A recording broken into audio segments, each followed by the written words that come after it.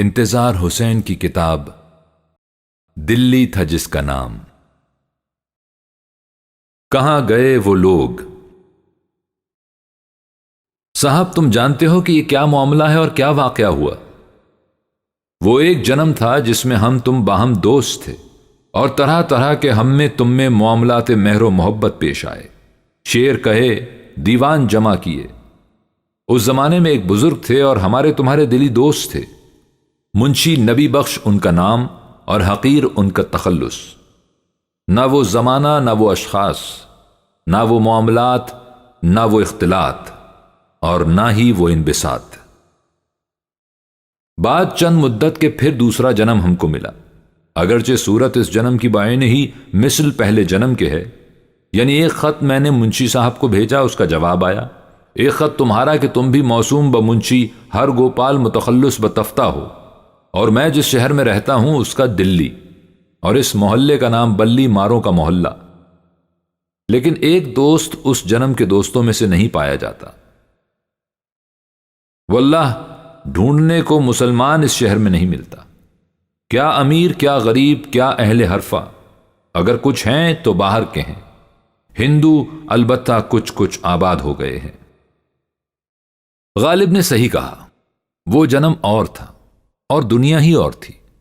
اس کا نام تھا جہان آباد۔ اس رستخیز بیجا میں وہ دنیا ملیا میٹ ہو گئی۔ اب جو ہنگامہ کسی قدر ٹھنڈا پڑا تو کیا دیکھا کہ سارا نقشہ ہی بدلا ہوا ہے۔ وہ لوگ کہاں گئے؟ وہ دوستیاں، وہ محبتیں، وہ رفاقتیں کیا ہوئیں؟ وہ نگر جس میں یہ سب کچھ تھا، اس کی تو بساط ہی الٹ چکی تھی۔ بستیاں بستے بستے بستی ہیں اور دھیرے دھیرے اجڑتی ہیں، یہی طور دیکھنے میں آیا ہے۔ مگر یہ نگر ایک جشن کے ساتھ شروع ہوا اور ایک دھماکے کے ساتھ بکھر گیا۔ 1648 میں لال قلعے کے افتتاح کے ساتھ جہان آباد کا افتتاح ہوا، اور 1857 میں جب آخری مغل تاجدار لال قلعے کو آخری سلام کہہ رہا تھا، اس نے کشت و خون کے بیچ آخری سانس لیا اور دم دے دیا۔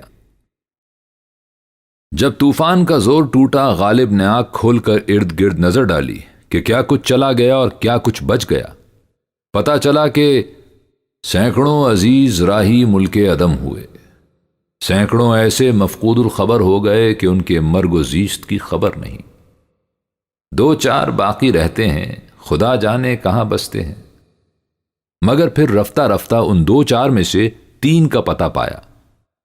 میرٹھ میں مصطفیٰ خان، سلطان جی میں مولوی صدر الدین خان، بلی ماروں میں سگے دنیا موسوم با اسد، تینوں مردود و مطرود و محروم و مغموم۔ نواب مصطفیٰ خان شیفتہ اور صدر الدین آزردہ دونوں ہی مجرم ٹھہرے تھے۔ شیفتہ کو 7 برس کی قید ہوئی تھی، مگر پھر ان کی تقصیر معاف ہوئی اور رہائی ملی، مگر صرف رہائی کا حکم ہوا۔ جہانگیر آباد کی زمینداری اور دلی کی املاک اور پینشن کے باب میں ہنوز کچھ حکم نہیں ہوا۔ ناچار وہ رہا ہو کر میرٹھ میں ایک دوست کے مکان میں ٹھہرے ہیں۔ مفتی صدر الدین کا جرم تو واضح تھا، انہوں نے جہاد کے فتوے پر دستخط کیے تھے، سو دھرے گئے۔ پھر کیا گزری یہ غالب سے سنیے۔ حضرت مولوی صدر الدین صاحب بہت دن حوالات میں رہے، کورٹ میں مقدمہ پیش ہوا، روبکاریاں ہوئیں، آخر صاحبان کورٹ نے جاں بخشی کا حکم دیا، نوکری موقوف، جائیداد ضبط۔ ناچار خستہ و تباہ حال لاہور گئے۔ فائنینشل کمشنر اور لیفٹیننٹ گورنر نے ازراہ ترہم نصف جائیداد واگزاشت کی، اب نصف جائیداد پر قابض ہیں اپنی حویلی میں۔ اگرچہ یہ امداد ان کے گزارے کو کافی ہے، اس واسطے کہ ایک آپ اور ایک بی بی، 30-40 روپے مہینے کی آمدنی، ذوف پیری نے گھیر لیا ہے۔ اس پریشاں حالی اور درماندگی میں پرانے رفیقوں کو یاد کرتے تھے اور روتے تھے۔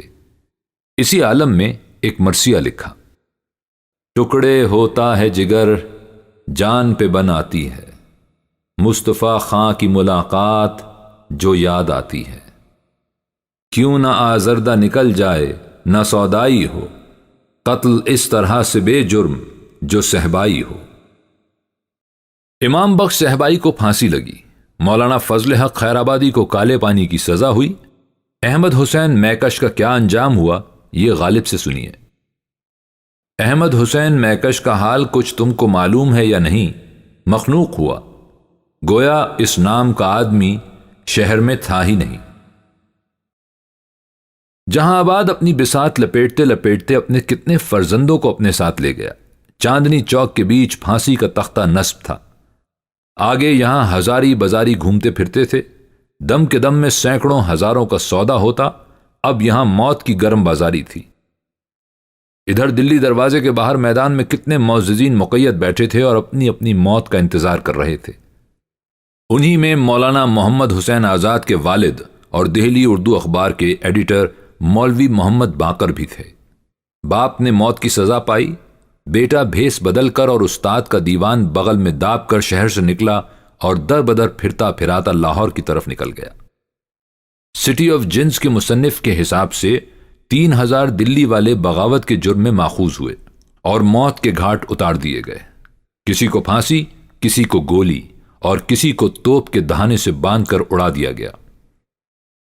اس کے بیان کے مطابق فرنگی سپاہیوں کا ایک شوق یہ تھا کہ پھانسی پر چڑھنے والوں کو تڑپتا ہوا دیکھیں، سو وہ جلادوں کو رشوت دیتے تھے کہ ملزم کو دیر تک لٹکائے رکھو کہ تڑپنے کا تماشا دیکھا جا سکے۔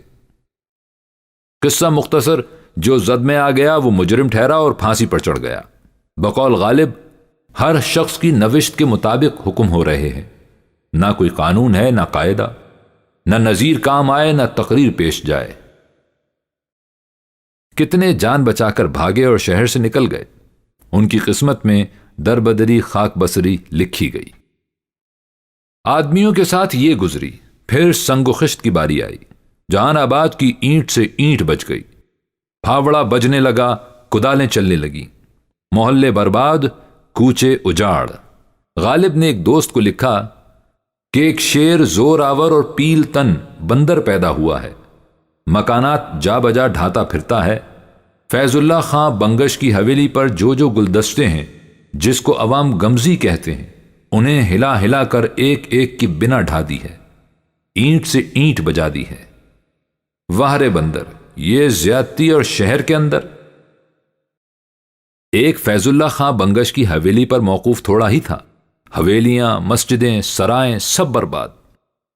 غالب نے دیکھا اور یوں بیان کیا، یہاں شہر ڈھہ رہا ہے، بڑے بڑے نامی بازار، خاص بازار اور اردو بازار اور خانم کا بازار کہ ہر ایک بجائے خود ایک قصبہ تھا۔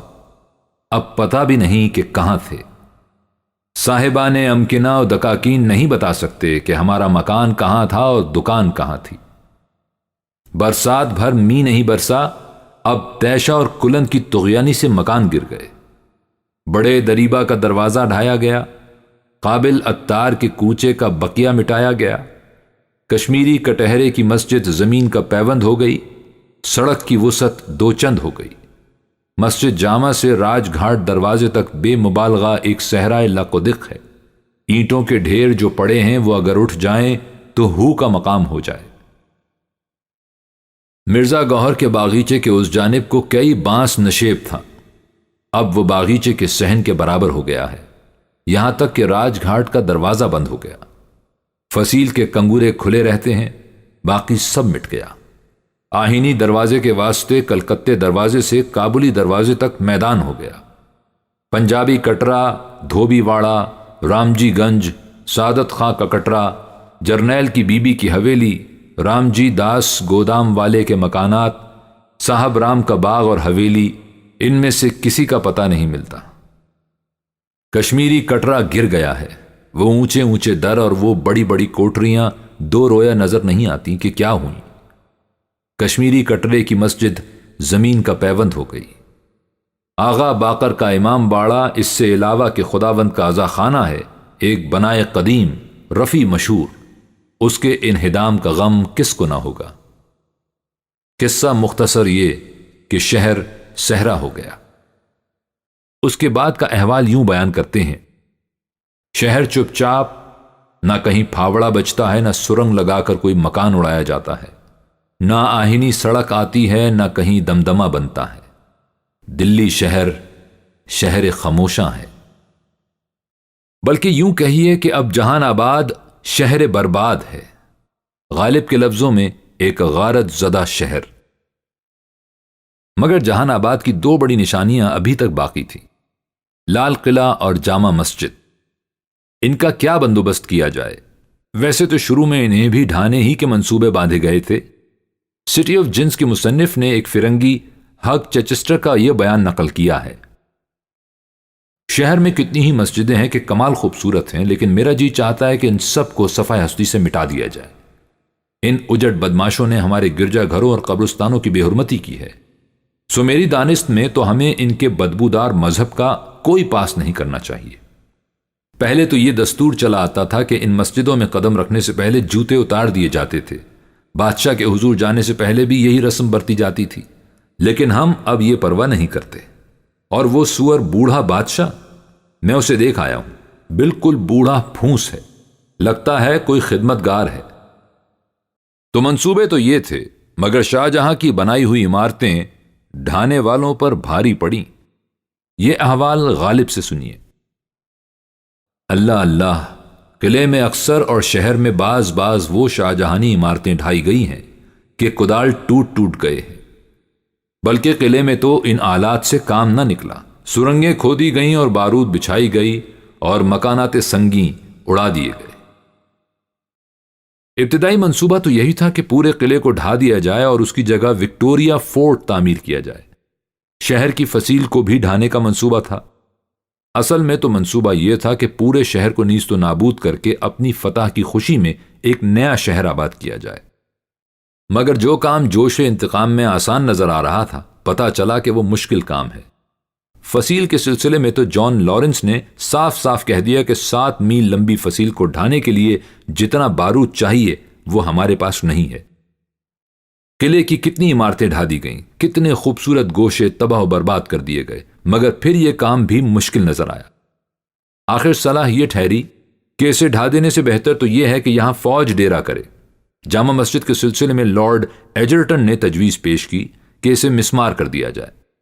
بعض افسروں نے اس تجویز میں اضافہ کیا اور کہا کہ ڈھا کر یہاں گرجا گھر تعمیر کیا جائے، لیکن شہر، قلعہ اور مسجد کے سلسلے میں کسی ایک تجویز پر بھی اتفاق رائے نہ ہو سکا، یا کہہ لیجئے کہ جسے اللہ رکھے اسے کون چکھے۔ سو قلعے کا نقصان تو بہت ہوا، مگر بچ گیا۔